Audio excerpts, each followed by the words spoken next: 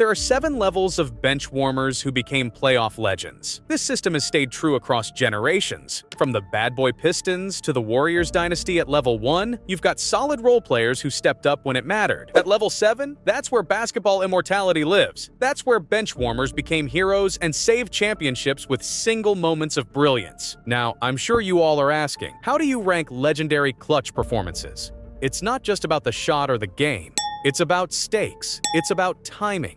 It's about whether your moment changed a series, saved a dynasty, or wrote itself into basketball folklore forever. These are the players who weren't supposed to be the heroes. They were role players, bench guys, the forgotten names in the rotation. But when the lights got brightest and the pressure got heaviest, they delivered moments that will be replayed for generations. Don't yell at me if your favorite moment isn't ranked where you think it should be. This is about being honest, respecting the game's history, and understanding that not all clutch moments are created equal. Let's get into it. Level 1 is where we find bench players who had genuinely great games in big moments but didn't necessarily hit the defining shot or shift an entire series, when their team needed production and delivered exactly what was required. The Warriors were coming off that historic 73-win season. Curry and Klay had just torched everyone all year, but in Game 1 of the Finals against LeBron and the Cavs, both Splash Brothers went ice-cold. Curry shot 4 for 15. Klay was struggling. The game was tighter than it should have been,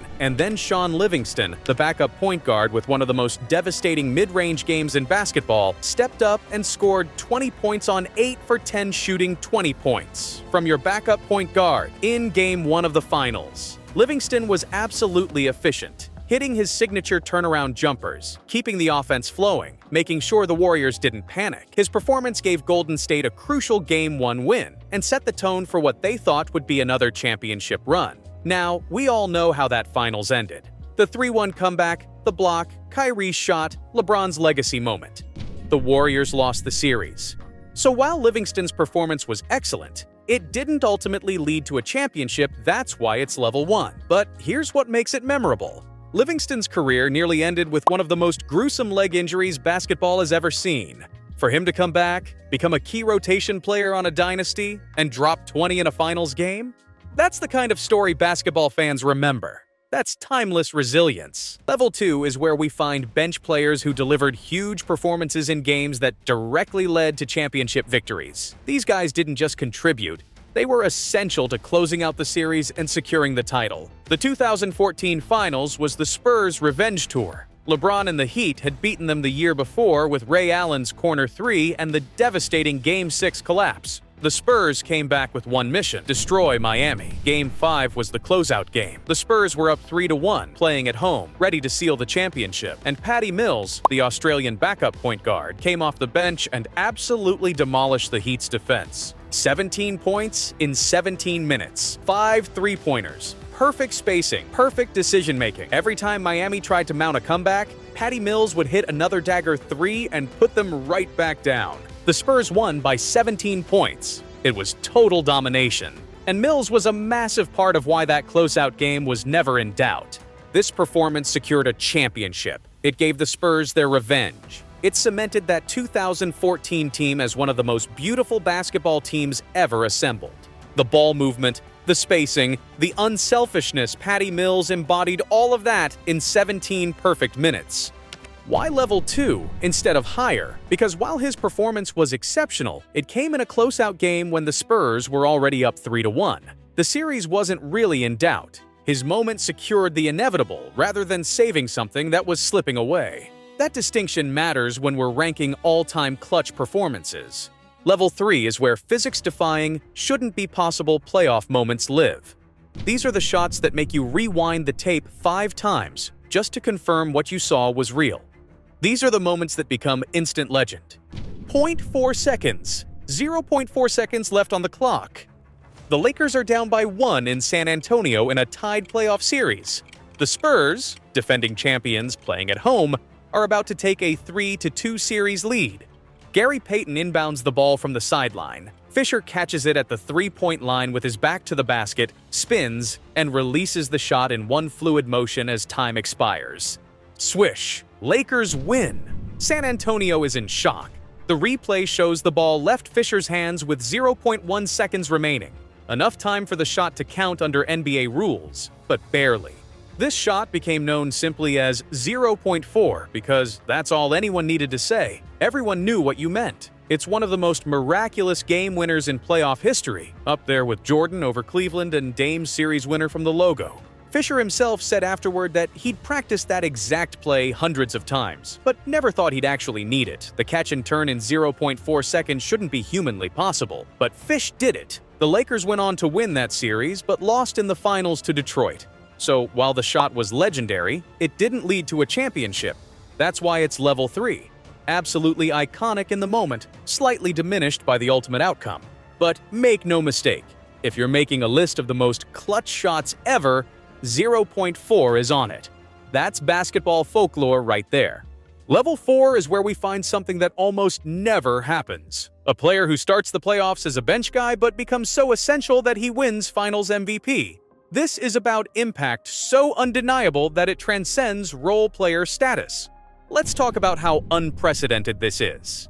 Iguodala started the 2015 season as a sixth man.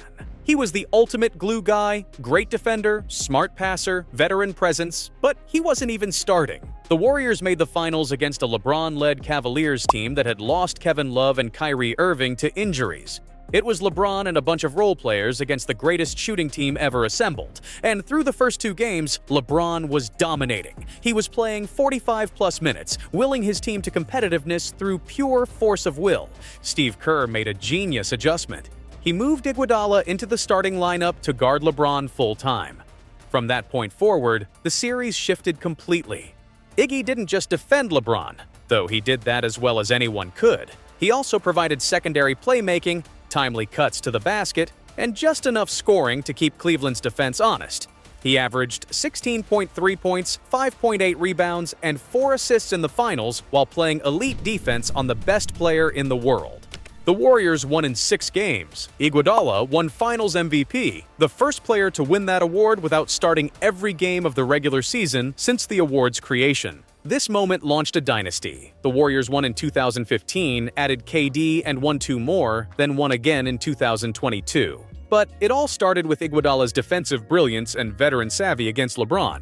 Why level 4? Because while Iguodala was essential to winning that championship, he didn't have one single defining moment. No game winner, no 30-point explosion. He was consistently excellent throughout the series. That's a different kind of impact, and it deserves level 4 placement. Level 5 is where bench players have single-game performances so dominant that they literally swing an entire final series. These aren't just good games. These are legacy-altering explosions that save championships that were slipping away. Fred VanVleet went undrafted in 2016. Think about that. Nobody wanted him. He was too small, not athletic enough, didn't have the pedigree, but Toronto took a chance, and he worked his way into the rotation. The 2019 Finals was a war. Toronto was up against the Warriors' dynasty. Even without KD, they still had Steph, Clay, Draymond, and championship DNA. The series went back and forth. VanVleet had been struggling, shooting poorly, looking overwhelmed by the moment, and then his son was born right in the middle of the finals. Game 6, championship-clinching opportunity for Toronto on their home court. VanVleet came off the bench and caught absolute fire. 7 3-pointers, 22 points. Every time Golden State tried to make a run, VanVleet would hit another dagger 3 and kill their momentum. The meme became legendary. Fred's baby was born, and his jumper was reborn.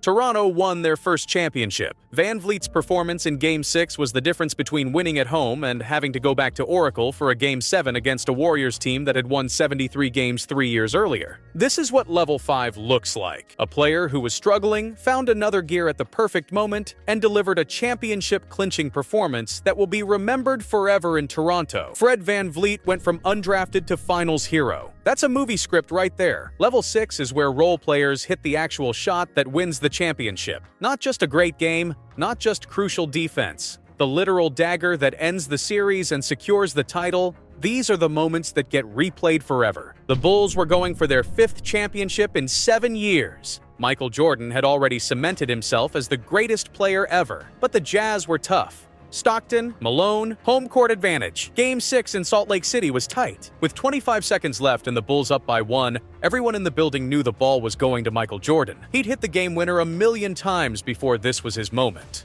But here's the thing about greatness. It's not always about taking the shot yourself. It's about making the right play. Jordan drove to the basket, drew the double team, and kicked the ball out to Steve Kerr at the top of the key. Wide open, 25 seconds left, championship on the line.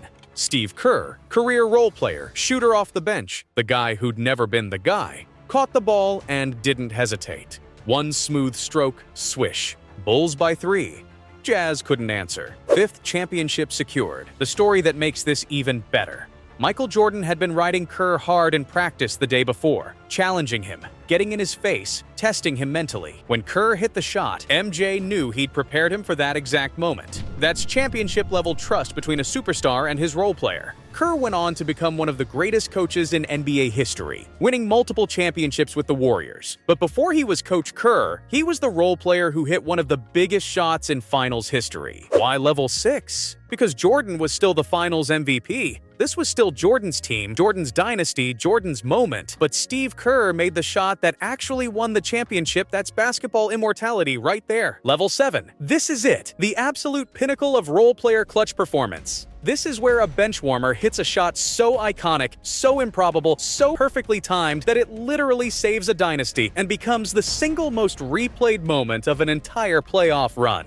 Big Shot Rob. That nickname exists for one reason. Robert Horry hit more clutch playoff shots than any role player in NBA history, but none were bigger than Game 4 of the 2002 Western Conference Finals. The Lakers were going for their 3rd straight championship. The Kings were the best team in basketball that year. Best record, home court advantage, playing beautiful basketball. They were up 2-1 in the series and had a chance to go up 3-1 with 2 games left in Sacramento. If they won this game, the dynasty was essentially over. Game 4 went to overtime. The Kings led for most of it. With seconds left, the Lakers were down by 1. Kobe shot a long 3, missed. Shaq went for the putback, missed. The ball bounced out toward the 3-point line as time ran out. And there was Robert Horry, career role player, guy who averaged 9 points a game in his career, perfectly positioned at the 3-point line. He caught the ball with 0.2 seconds left. 0.2 seconds, less than the time it takes to blink. One motion, catch and release. No time to think. Pure instinct. Swish. Lakers win. Series tied 2-2. The building went absolutely nuclear. Shaq ran around like he'd lost his mind. Kobe was screaming. The Kings stood there in disbelief. The Lakers went on to win the series in 7 games. One of the most controversial series in NBA history because of the Game 6 officiating. They beat the Nets in the finals for their 3rd straight title. But here's the thing. Without Robert Horry's shot in Game 4, there is no Game 6 controversy. There is no three-peat. The dynasty is over. The Kings go up 3-1, close it out at home, and make the finals. One shot, 0.2 seconds. A role player nobody remembers as a superstar. Changed everything. This is why Robert Horry is level 7. He has 7 championship rings, more than Jordan, more than Kobe, more than almost anyone who's ever played. And while he was never the best player on any of those teams, he hit the biggest shots when it mattered most. That's basketball immortality. That's what level 7 looks like. So there you have it, the 7 levels of bench warmers who became playoff legends. From Sean Livingston's solid contribution at level 1, all the way up to Robert Horry's dynasty-saving miracle at level 7. This framework is timeless because clutch performance is timeless. The game evolves. Pace changes, 3-point volume increases, defenses adjust. But the pressure of a championship moment, that never changes. The weight of knowing one shot could change everything? That's the same whether you're playing in 1997 or 2024. Some of you are probably arguing about these rankings right now. How is Iggy only level 4? Fisher's shot should be higher. I get it. That's the beauty of basketball. We can debate these moments forever and still respect the greatness of each one. But here's what I'm confident about. These 7 players represent something special. They weren't supposed to be heroes. They were role players, bench guys, the forgotten names in the box score. But when their moment came, when the championship was on the line, they delivered. That's what separates good players from legends. It's not about your stats or your contract or your all-star appearances. It's about making the play when everything is on the line. What do you guys think? Did I get the rankings right? What bench player moments did I miss? Let me know in the comments. And don't forget to subscribe for more content that breaks down basketball history in ways that actually make sense.